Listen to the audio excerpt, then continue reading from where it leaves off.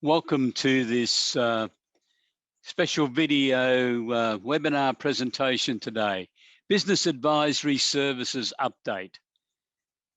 This is our first presentation for 2021 in this series with our affiliates, which we're going to be presenting each Wednesday at around this time. Our keynote commentator today is Jordan Lowry, Managing Director of Blackstone Business Services. Jordan recently wrote an article, New Year, New Business, or Is It? And I asked him to meet with me today for this conversation so we can explore a whole range of issues relative to businesses and how accountants can assist business operators in this crucial area of workplace health and safety, Fair Work Australia administration, and the general hiring, motivating, and training of team members. So I put to Jordan a first question, which related to the article that he wrote, and I asked him, how do businesses and accountants who are advising businesses go about preparing themselves for the unexpected? And we'll hear Jordan's response in a moment. A small sort of game plan, but it is. I'll use the famous words of Mike Tyson. Everyone has a plan until they get smacked in the mouth. And I think if we look at last year, 2020 smacked a lot of businesses in the mouth. It was a hard time, and I think that if we use a boxing analogy, there is you don't just go in with a plan. You have a backup plan and a backup plan to the backup plan. So the takeaway from that is preparation, and I think systems in place that support a business. So going into 2021, I think we learned anything from 2020 is that we've got to be prepared. No matter what business or what industry you're in, be prepared. And I agree with you on that.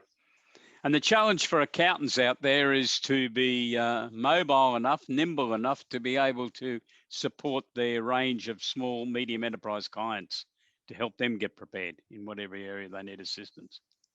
Absolutely, Peter. Last year, we saw a lot of people turn to the advisory services, the advisory boards, all those persons in a position of your rapport or authority with a lot of business owners, from large businesses to SMEs. They turn to business coaches, their HR providers, or their bookkeepers and accountants.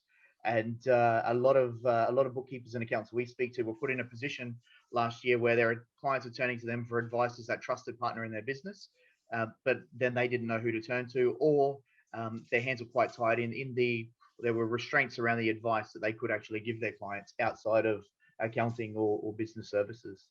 Yeah, it's one of the issues. So in the article you wrote recently, New Year, New Business, or Is It? You made the comment businesses should obviously be prepared for the eventualities. So how do they prepare for the unexpected? What sort of things when it comes to workplace health and safety, dealing with Fair Work Australia, employee relations? What do they need to do to get prepared? You've got to be proactive rather than be reactive. If we use that, the analogy, or not what do you actually use the saying, New Year, New Me? We hear it all the time. But how often do people start January 1, I'm going to go to the gym, I'm going to eat healthy, I'm going to do this. By January 30, that plan's out the door and they're back into old habits. That's even if they started in the first place. Same is true. We draw parallels to a lot of business owners. They do the same thing. Do you know what we've been meaning to put in place, whether it be a support network or structured things like paperwork, heaven forbid a health and safety system or a HR system. A lot of businesses, especially small businesses, grow organically over time or quite quickly. And it's one of those things that, you know what, we've never needed it before, but it's something we know is a risk or is a gap. When they do a gap analysis on their business, it is one of those, you know, it's those big holes. It's something that can cost us a lot of money or a lot of heartache if we don't get it done. Yeah. But just like someone who was, you know, who hadn't been to the gym and their health was a concern, it's a problem, but are we doing anything about it? And that's what I really wanted to shake up this year, is be be proactive rather than reactive. So what is, I would ask accountants about their clients or the SMEs that may listen is, where are the gaps in your business and what are you doing to be proactive about it? So that we don't get to the stage, just like someone who was unhealthy would, they have a stroke or a heart attack or a scare. In a business, what sort of scare are you going to have? You're going to go to Fair Work, or Work Health Safety going to knock on the door, or heaven forbid someone gets injured in your workplace. Or so they're the things that I would look at. What are we doing to be proactive? Yeah, and accountants who are offering a broader range of services, and obviously that's what we're promoting, that they should be offering business advisory services. They can be the sounding bell on this, can't they? In some respects, the canary in the mine in highlighting these issues to their clients. Absolutely. Accountants have the, you'd say, the benefit of having usually a number of clients across a various number of market segments. And when it comes to common issues in business, there's only a certain few. Do you mean that we can narrow it down to probably 20 employee related concerns, 20 work health safety things that pop up, maybe even less. So the thing is having the benefit of a number of clients, there's probably a high chance the accountants know exactly what to look for or what the warning bells or the alarm bells are. And based on that, helping clients to be proactive is a huge value add for their business. And as we work, we're in an automated world. The days of the old accountants and bookkeepers, they are on the blink, which means is the accountants are actually taking a really, if they want longevity in their relationships with their clients, as we turn into an automated world, the accountant role really shifts into an advisory role. They a key and trusted advisor, and being able to identify these things and plan and strategize is a huge part in that continued relationship. Yes, and this is obviously one of the key messages that ESS BizTools is attempting to promote to accountants, that there is a very important role there, because what we're seeing in the marketplace, obviously, is with the software and the technology, there is a lot more work that traditionally was done in an accountant's office that's now being done in the cloud by computers. And at the same time, we've had the growth of a whole range of other industries. At one end, we have business advisors, and some of them are utilizing ESS BizTools. And at the other end, we have bookkeeping services, some of them run by accountants. And some of them are our clients also. So we've got this whole group of people now who are looking to advance what they were doing, because technology is taking out chunks of their business. And I think that's great, because for the first time, they've really got this motivation as to why they really should be positioning themselves as a virtual chief financial officer stroke company secretary. Because I was one of those many years ago in a listed public company, and I think everything that the boss or anyone else couldn't identify as being marketing, sales, or production got sent to me. And it was up to me then to sort out who we were going to get to do that particular task. Sometimes it was going to a person like you as a human resources, workplace health and safety advisors. Other times it was legal. So do you see this as working in conjunction with what you're doing, that you're happy to talk to accountants and have them as a conduit back through to your clients? Yeah, absolutely, Peter. The thing you mentioned there is like when you referenced the position that you used to work in. We find that a lot too. Like we work with some large organizations from we get, let's talk to SMEs, from one employee to some clients with 500 to 2,000 employees. Those, as you can imagine, those clients actually have an established HR team. But at the end of the day, whether you're a member of a HR team or a CFO or a CEO in an organization, you won't know what you know. Yep. And it's you're employed for a certain job, and some of the most successful people throughout, like we look at people like Elon Musk. He only knows what he knows, but there are key and strategic people, for example, like in marketing, who deliver his message, and he outsources to those people where there's a gap in his knowledge, or he believes someone may have more expertise. So that's where we would fit in for our clients as well, is the ability to be able to offer that advice and allow you to focus on the things that you're good at doing and what you specialize in. Okay. Now, Blackstone has a number of manuals and books to assist businesses to have a better understanding of these tasks. And companies or accountants can access and purchase these from you, Yeah, Jordan? correct. Do you want me to run you through that a little bit, Yes, Peter? thanks. Yeah. Is so a big focus for us is actually to partner with bookkeepers and accountants, or business coaches or advisory services, as because as we mentioned before, a lot of times when it comes to giving advice, the accountant or the bookkeeper has to say, do you know what, you go to Fair Work. What happens when you call Fair Work is you get these obscure, if that's after you wait on the phone for 45 minutes, you Yeah. get a gray or answer or an obscure answer.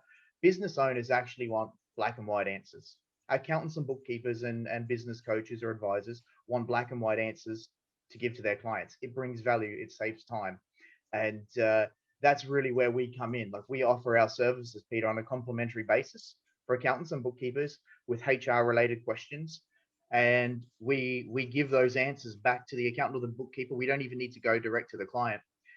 The whole purpose of that is to really build rapport, and then that ties into our services as a business. Yes, we offer advisory services via a subscription basis or fee for service, but our strength is really establishing systems of consultation for business owners. That means that we go in, we do an award, we do a review or an audit of their business from a HR or a work health safety point of view, or both. We check that rates are right, and then from there we compile contracts, we write HR manuals, so an employee handbook, a work health safety manual, and then give all the supporting documentation right through to engage letters of offer, disciplinary letters, warning letters, or termination letters. So, as well as employee induction. So we give a client the A to Z, and then we implement it. So it's an end-to-end process, which we really enjoy. It takes all the stress off the clients and gives them a lot of peace of mind having systems of consultation in place. Yes, and having had a look at it, because we do have some of that material available on our website, and it's very comprehensive and covers everything. So you're working in partnership with accountants. This complementary initial advice or assistance to them is a great service, I think. Absolutely, yeah, absolutely, Peter. It's a big value add, and as well as us being able to broaden our relationships that we've got with clients by those partnerships, which, like, we're all about relationships, and our business is built on the back of referrals. But that means you've got to be good at what you do, and we're very proud of what we do. And we treat our accountants as clients just like they're our own, because in the end, that usually is how it progresses. But initially, we believe you've got to give to get back, and we enjoy what we do, and we're at during the coal face, so to speak, every day. So and we can pass that on, which is, yeah, I enjoy it. It's my business, my baby, and my team share my values and beliefs, and that makes us good. So Now, Jordan, you're based in Brisbane, mhm. but you have an Australian wide outlook in your business operations, do you? Yeah, absolutely, Peter. So we travel from like Perth to Sydney, Melbourne. We've got a base in Sydney. We've got one in North Queensland, up in Townsville. We've got representation everywhere.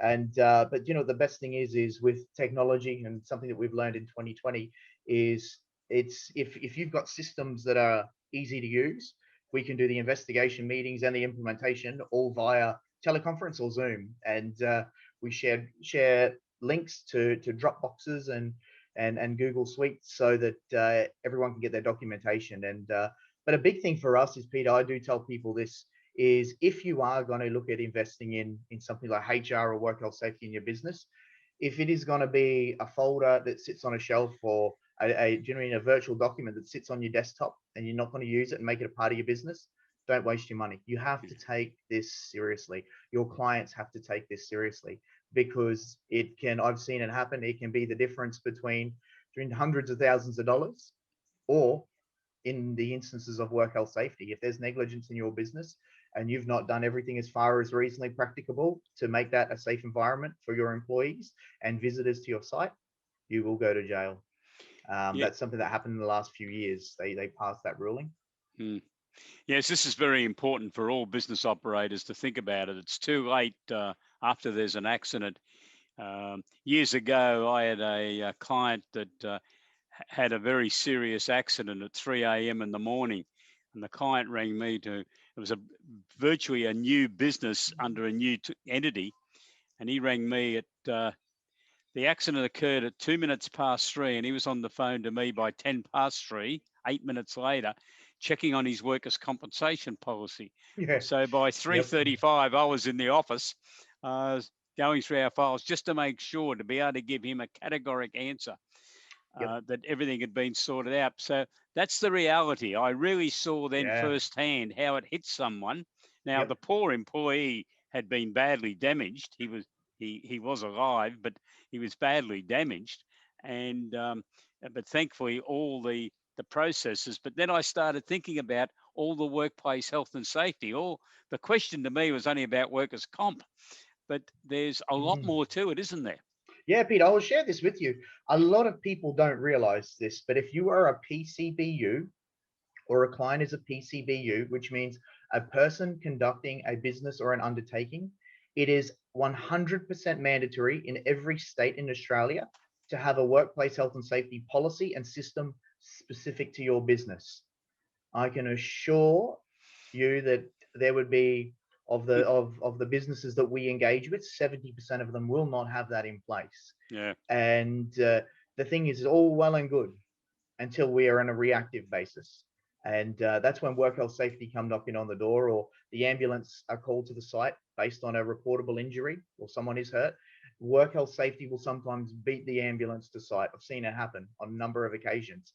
And this is when they put the finger in the chest and they say, why did this happen on your site? And what did you do to prevent this from happening?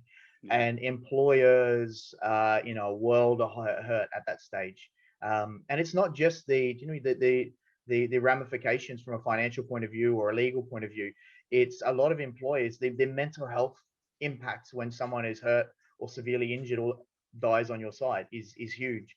Peter, I have been on a site at a coal mine in central Queensland probably 12 years ago when there was a death on site, and it is a serious thing. Financial losses to that organization, even in production, are huge. The impact on other employees is massive. And I think when it comes to things such as taking 5 minutes to do a toolbox talk, or to make sure we're doing a job safety analysis before your employees complete a task, is doing that 5 minute investment is huge in not only just if we were to talk about preventative maintenance or preventing things from going wrong, but in also establishing and cultivating a safety culture and mindset in your business, just to interrupt that thought process like this before someone does something silly like walking under a suspended load, or not lifting up, not using correct manual handling techniques to pick up some paper in the office, which saves you 4 months or 6 months of a work cover claim. Someone's off with a back injury. Those little things we don't always think about, but that's our job, is to really highlight to employers and clients of accountants and bookkeepers out there, just to initiate that question, because it's something we don't always think about, but it's our business, so we're right across it every day.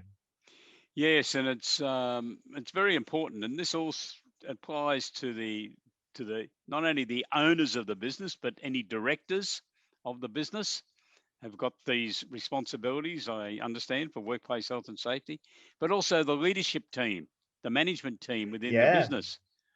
Yep, that's huge, especially in organizations where, like civil construction, supervisors, it's a shared burden of responsibility now. It doesn't just lie with directors.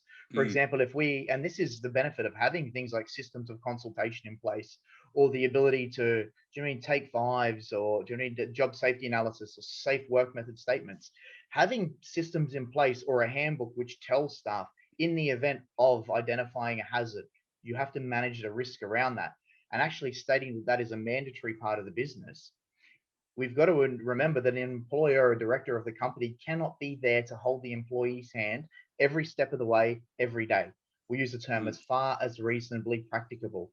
yeah. So there's an obligation on the employer to make sure employees do this as far as reasonably practicable. So they could be doing audits and check-ins. But you know what? Let's just say an employee chooses to absolutely, they know that there's a hazard, they don't use the provided tools, and they go against the directions and the instructions of the employer, and that employee was to be hurt, may call a Shine lawyers, or if something eventuates from there, or a no-win, no-fee solicitor, the outcome can be significantly reduced in the employer's favor if we can show a body of evidence that we had done everything as far as reasonably practicable to ensure that did not happen. So little things like that can save a lot of time, heartache, and money.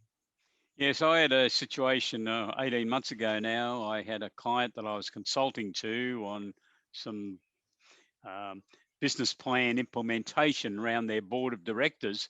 And one of the issues that was raised one day is it was a steel fabricating type business. There was a young apprentice who refused to put on a seatbelt in the forklift. He just wouldn't do it. And there was a fair bit of debate at the board meeting, and in the end, they decided they were going to suspend him from driving the forklift. He was told he was to be forbidden. Letters were issued to him because he just refused to put on a seatbelt. And obviously, the employer had a lot of responsibility. So, is there anything else the employer could have done in that instance? They've done the right thing there, Peter. This is things like that is that when we look at that from a HR point of view, not just safety, it's failure from the employee to adhere to a reasonable management direction. So there may be a valid reason why he wanted to not wear that seatbelt. I highly doubt it, but upon investigation, we could get further information. And if the employee didn't have a reason for that, the employer may decide to go down the path of disciplinary action. But at the very least, getting that employee away from that forklift, not letting them use that. To complicate this a little bit more, I'd probably say this: imagine if that employee was actually employed as a store person, and a key requirement of their role was to actually drive that forklift. That's when it probably we would go down that HR path and actually really uncover why that was the case. And if there was no valid reason and they just didn't want to wear the forklift, the seatbelt on the forklift, we probably could take action. It's a big thing, but you know what? The employee may also raise that they believe that it's more unsafe to wear the seatbelt, or that's popped up in work health safety a number of times. But at the end of the day, the employer sets those obligations, and it is actually mandated that they must wear a seatbelt, and the manufacturer specifies that, and so the employee would be wearing that seatbelt. So a lot of things that they can do, Peter, but it's each case is unique, and this is probably where having that HR or work health safety experience is really important. You don't just have, we can have the same circumstances in another business, and if you were to follow the same course of action from one to the other, from situation one to situation two in a different business, it can have a vastly different outcome. So it's actually about going through each specific situation and finding out what's unique and asking the right questions and getting the right results. It's complicated world, but that's why we do what we do, and I enjoy it. Yeah, that's right. I know you enjoy it. So let's move on to something else about best practice, because this is important. And obviously, this recording is going to accountants and small and medium-sized business operators all over the place, and anyone else that wants to look at it on YouTube or Facebook. What's best practice in hiring team members these days? I suppose I've got to fit your culture as well, Peter. And the biggest thing is inducting them once they come into the business, inducting them into what your business is, getting them to align your values or their values with your own. We've spoken numerous times about what's the why of the company. So once you align an employee's value set with your own and you share a common belief, there's the higher chances of longevity or continuity in that person's role within your organization. That's a big thing when we employ staff, is we want to make sure that they're there for the long term. One thing I have learned is from an old employer of mine many years ago. He said, you know what, I realized some people are here with me for a short period of time, others a long period of time. My job as an employer is to just make sure you are the best version of yourself for us or the next stage of your life, your next, whether it be your own business or your next employer. And I think that's a really good way to look at it. Too many times when we start an employee and we find that they're going to move on after 12 months, we can get a little bit hurt as employers. But adopting that mindset is to say, do you know what, I'll mentor you, and I will actually make you the best version of yourself, means that no one's burning bridges, and it's a good mindset, I think. Yes, because you never know where an ex-employee is going to end up, do you? They may Never, end up never. working with your best customer down the track, or a Correct. major supplier, or they're just a person that's quite happy to get on Facebook and express their opinion. So, Yeah. so you Never should burn a be trying to bridge. make them advocates, shouldn't you? Absolutely, absolutely. An old business partner of mine said that it's a big saying of his is never burn a bridge. Yeah, Never you ever never. burn a Yeah, bridge. yeah, yeah, yeah. Sometimes you got to bite your tongue, but Yes. but it's a great idea. What about motivation of people today? Obviously, everyone's been through some real challenges in 2020, and unfortunately, this virus looks like it's going to hang around for this Yeah. year and probably even a couple of years later. Maybe it's going to be like some of the other bad diseases. We never really get rid of it. So, how does an employer and an accountant assisting an employer as a client motivate their team? Money, Peter. No, money is by far is the wrong answer there. I say that because that's what people default to straight away. Mm, It's not about more money. It is about employee satisfaction and job satisfaction. Employees have different motivators. Some employees are motivated by money, others by security, others by pats on the back. That's why personality testing is quite important in a business. You actually understand how to communicate with your staff, how they communicate with you, and how they communicate with each other. It's not something we do as a business, but I've had experience in that in the past, and I find that really good. To motivate your team, though, they actually have to understand what your goals and what your visions are as a business, what your purpose is, and the part that they play in that moving forward. They mm, have to understand what their job is. The Air Force are very, very good at that. They will, before they go on a mission, they will have the pilot, will talk to the co-pilot, and they will cross-reference what their job is, right through to when they go to get their gear from the gear clerk. The gear clerk will say, "So, Peter, what is your the part that you're playing in this mission moving forward?" And that is and you know what, you will tell me what you're doing, and we get that you know that's it's confirmation from various touch points, so that you understand that role. And the same is with employees. If they understand the value that they play and the part that they play, it's you know it is it's when it comes to fulfillment, security, they're really, really big factors. It's a little bit like if we talk about I don't follow it much anymore, but the NRL. You can't have a team of halfbacks or Jonathan Thurstons. Not everyone in the business is a star. And a number of times I see this in an organization where you've got a service department, you've got a sales department. The sales guys are usually, or women, you know, that sales team of rock stars, because they're the ones bringing in the cream all the time. And it's very easy for the service department and the sales to get a bit of an us and versus them attitude. But the reality is this: you can't have a team of playmakers. You can't just have a team of salespeople, because without, if we go back to that football analogy, if they don't have those front rowers running 10 meters, putting the ball down, they'll get flattened. ah, There isn't a team. They don't win premierships. However, do you know what I mean that the service department making sure, do you know what I mean, that the goods are there? We send them out to the clients. We pack them. They're the reason the sales guys and or girls can keep going. That sales team. So together as a team, organizations win premierships. And it's good just sometimes to say, hey, the part that you play, even though you may not feel that is significant, is huge in determining our overall success or winning this premiership. do employers give enough feedback back to their team members? You know, and if so, how do they convey that feedback? Employees are quite, I'll be honest, are pretty bad at it. Mm, Some employees are really good, and I'm not. It's not a dig at employees. Employees just sometimes, if you've never been taught the right way, we don't realize how to do it. So, or they do it on to not a frequent enough basis, Peter. So they might touch base at a pay review every 12 months. If you're not touching base with your staff, and I'm talking an official structured touch base every 3 months, the gaps in time are so much can happen in that period of time. An employee's whole life situation can change, which means the person they are at work can be vastly different to who they were 4 months ago. So I would advise. I'm not a big fan of the term appraisal, but checking in with your staff every few months is vital. And actually sitting down and saying, hey, where do you think you went well? and how did you achieve this? Where could you have done better? And what can we work on? We've actually started to go even further into that with different areas of the business to say, when it comes to the phone ringing, how do you think when it comes to picking up a ringing phone, do you do this consistently?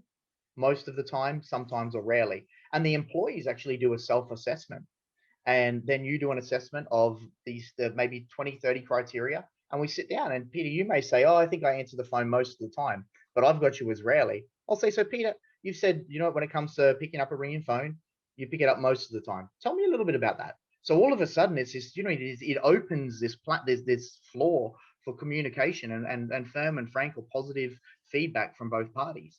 And I may then say, well, Peter, I've got you as rarely. Is it that I'm not seeing it, or do you think you could do better? So all of a sudden, we address all these issues, because too many times as employers, we're reactive. We cop it on the chin. Peter's not doing this, but there's never really this platform to have that serious conversation. So core appraisals, or check-ins with your staff are huge, because it's a big thing for me is when staff don't know, or even if you talk about a relationship between partners or a husband and a wife, if there is a gap in someone's time frame, there is, or there's doubt, someone will fill that in with the worst case scenario. Where is he? Where is she? It's human nature, and employees are very much the same. I maybe have been busy as a director of the business and not been, I may usually try and say hello to you every morning, Peter, but we've got a big tender and I've been stressed and haven't spoke to you when I walk in for a couple of weeks because I've been on the phone. All of a sudden you're like, why is Jordan not talking to me? And then they go and look for another job and they accept another job.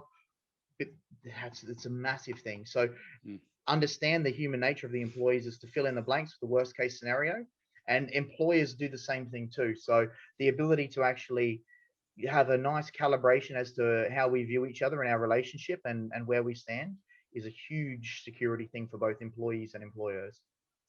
Okay, thanks very much for that. Now, just one final question then, Jordan. Are employers doing enough, do you think, in assisting their team members to get ready for the challenges of this year, next year? In other words, ongoing skill development, improving, ensuring that there's logical succession going to occur in the business if someone retires or gets ill or decides to go somewhere else. Could employers be doing more in that area? I think that's a real good question for employers to ask themselves. Definitely, is am I doing enough? Even understanding what we've discussed today. Am I having regular check-ins? Am I briefing my team?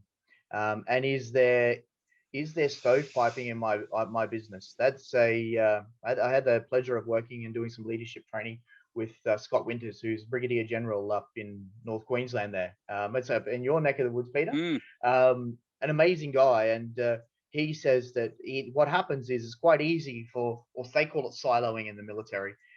You might have the infantry division don't talk to armored, and it becomes a bit of a we're armored, and then infantry are like, we're on the, we're the grunts out there. We're doing all the hard work, and you guys just come in your tanks and your trucks. So the moment he sees siloing, he knocks that down and says that, we're all part of a team. And that is exactly the same as, to answer your question, Peter. Are we siloing parts of our business or stovepiping different areas of our business? Or does each area of our business, we'll go back to that example, sales and service, actually understand the other people's roles? Do they understand that and the benefit or the impact that it has on their continued success? And I think with that, Peter, comes also the ability as a business, if there is a gap there or someone wants to move on, an understanding of every role in the business by everyone in the business allows your business to actually flow a lot more effectively. So if an employer is not doing that and sharing that knowledge, there's definitely some bottlenecks in their flow and process and ability to achieve more. Okay, well, thank you very much, Jordan. We've covered a large number of issues there this morning, and yep. I do appreciate it. Obviously, there's some messages there for SMEs, but also accountants, but also directors and employees themselves, the team members. if any of them are listening to our recording. So Jordan, if an accountant or a business person wants to contact you, how do they do that? Peter, they can get me. Do you know the easiest way to do it is probably direct to my mobile. That's easier than our trunk line. So that mobile 0418 287 730. So that's 0418 287 730.